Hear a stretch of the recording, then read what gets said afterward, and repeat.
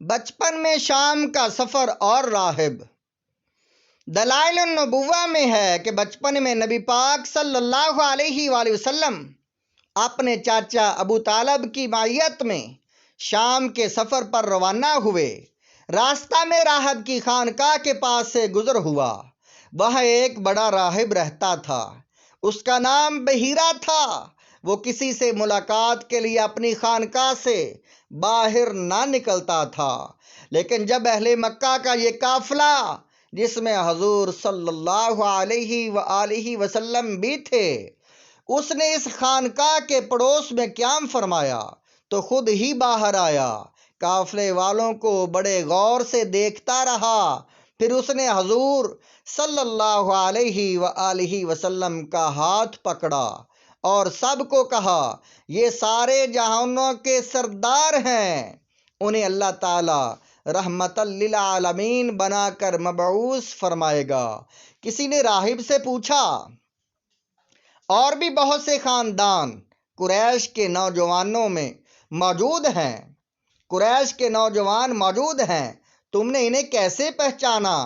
تو اس نے جواب دیا، جب بھی آپ صلی اللہ علیہ وآلہ وسلم کا گزر درخت کے پاس سے ہوتا، وہ آپ کے سامنے سجدہ ریز ہو جاتے۔ نبی کے بغیر شجر و حجر کسی کو سجدہ نہیں کرتے۔ دوسری نشانی یہ دیکھی کہ جب آپ کا قافلہ آ رہا تھا تو بادل کا ایک ٹکڑا آپ صلی اللہ علیہ وآلہ وسلم کے ساتھ ساتھ جاتا تھا۔ اور تیسری نشانی یہ دیکھی کہ قافلہ والوں نے آگے بڑھ کر درخت کے سایہ میں بیٹھ گئے۔ آپ صلی اللہ علیہ وآلہ وسلم کے لیے درخت کے سایہ میں جگہ نہ تھی۔ آپ صلی اللہ علیہ وآلہ وسلم بیٹھے کہ درخت کا سایہ ادھر جھک گیا۔ دیدار کی آرزو میں تورات کے 400 علماء۔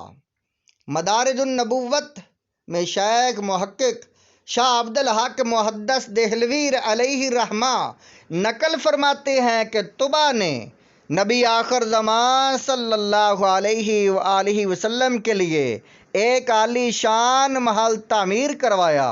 طبا کے ہمراہ تورات کے 400 علماء تھے جو اس کی صحبت چھوڑ کر مدینہ منورہ میں اس آرزو میں ٹھہر گئے کہ وہ نبی آخر زمان صلی اللہ علیہ وآلہ وسلم کی صحبت کی سعادت حاصل کریں گے۔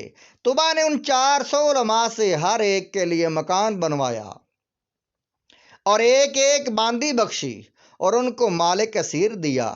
طبا نے ایک خط لکھا جس میں اپنے اسلام لانے کی شہادت دی۔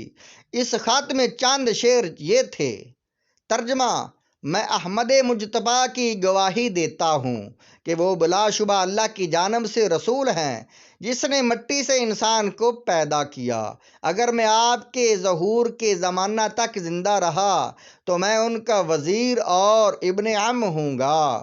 پھر طبا نے اپنے اس خط کو سر بمہر کر کے ان 400 علماء کے سب سے بڑے عالم کے سپرد کر دیا اور وصیت کی کہ اگر وہ نبی آخر زمان کو پائے تو یہ خط ان کی خدمت میں پیش کر دے، ورنہ اپنی اولاد در اولاد کو اس وصیت کو پہنچاتے رہنا۔ وہ مکان جو خاتم الانبیاء کے لیے بنایا گیا وہ آمد مصطفیٰ تک موجود رہا۔ یہ مکان ذیشان ابو ایوب انصاری رضی اللہ عنہ کا تھا، جہاں آپ نے قیام فرمایا۔